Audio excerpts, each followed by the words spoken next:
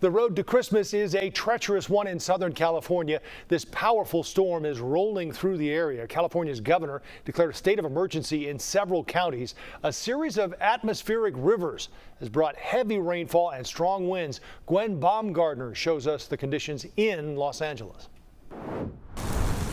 In the mountain town of Wrightwood, about 75 miles outside of Los Angeles, mud and debris flows inundated neighborhoods, making roads impassable.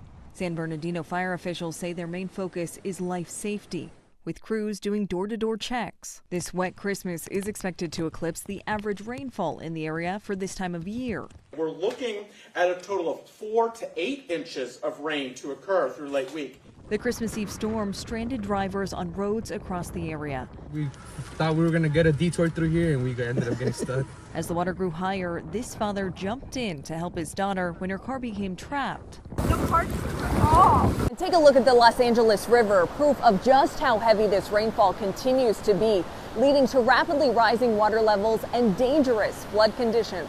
Ahead of the storm, people stocked up on sandbags to protect their homes. Our house is like a little bit lower, so it's at a slope, so the water can come in. So we've had that issue before. So trying to keep my family, dry. Authorities are especially concerned about neighborhoods burned by wildfires last January and warned residents Tuesday to evacuate.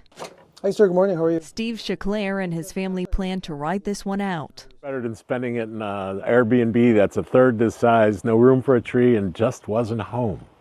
You know, it's so great to spend Christmas at home. More rain is expected through Christmas Day. Gwen Baumgartner, CBS News, Los Angeles.